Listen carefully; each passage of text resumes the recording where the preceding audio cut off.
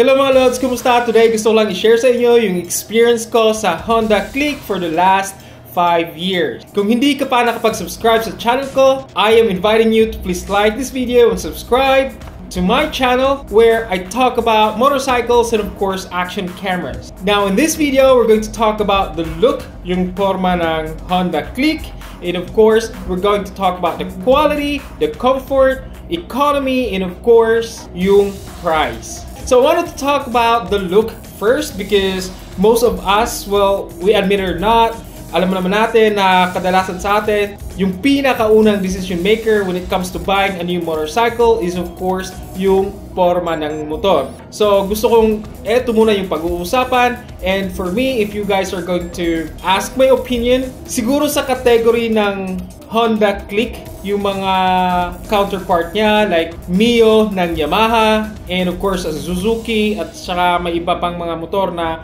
ka-level din ng Honda Click, I'd say si Honda Click yung pinaka-maporma sa lahat sa kanila.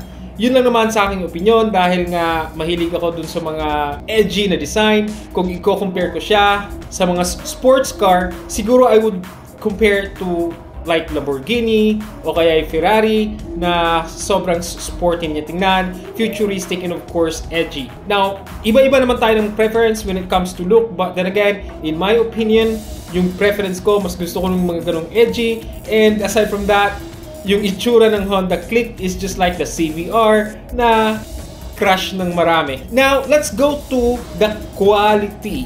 Alam naman natin, yung quality is isa din sa decision maker when it comes to us buying a new motorcycle.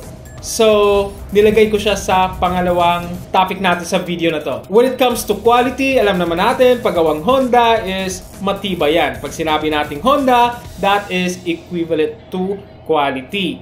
So, in my experience for the last 5 years, hindi pa ako nagkakaroon ng sakit ng ulo ng Honda Click. Maliban lang nung minsan na naubusan ng coolant, kasi alam naman natin si Honda Click, lahat ng mga lineup ng Honda, from Honda 125, yung 150, and 160, they are all liquid cooled. Pag sinabing liquid cooled, that means kailangan mong i-maintain yung coolant level niya. Kailangan mo siyang bantayan, otherwise pag nauubusan, sigurado na overhaul talaga yan pag nag-overheat.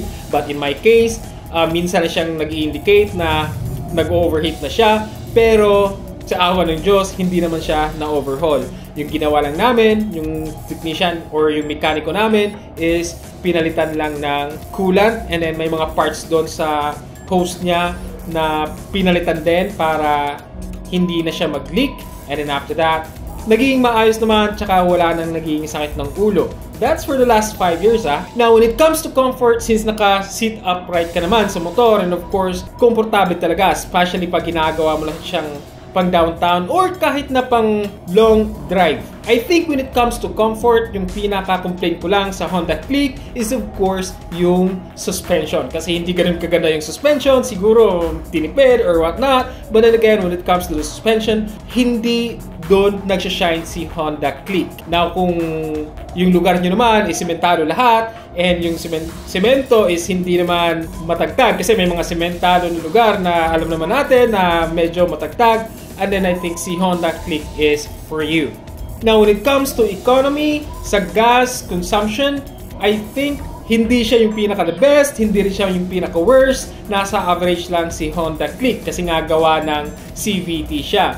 When we say CVT, may certain revolution na kailangan niyang i-maintain para hindi mamatay yung makina, and of course, because of that, kahit na mabagal yung takbo mo, basta CVT is medyo makonsumo talaga sa gasolina, unlike dun sa mga manual. But then again, it is not the worst, it is not the best, nasa average lang si Honda Click. Now, when it comes to the price, medyo may kamahalan si Honda Click compared dun sa mga competitor dun sa mga counterpart niya, kasi nga gawang Honda. Pag sinabing gawang Honda, matibay, wala kang magiging sakit sa ulo. Ngayon, kung hindi naman issue sa iyo yung price, and I think kung gusto mo ng reliable na motor, and then you should go for Honda. Now, in conclusion, dun sa 5 years experience ko while using this bike, I would say wala siyang sakit sa ulo, hindi siya laging nagbibisyo, and kung pagpipiliin ako, kay Honda Click pa rin ako. Although, hindi siya yung pinaka-comfortable, hindi siya yung pinaka-mura, but then again, kay Honda Click pa rin ako kasi nga ayaw ko ng sakit ng ulo. And until now, it has been 5 years and it is still running in good condition, and I think kaabot pa siya ng another 5 years. That's it for now. Please don't forget to like and subscribe, and I appreciate you guys for watching. Peace!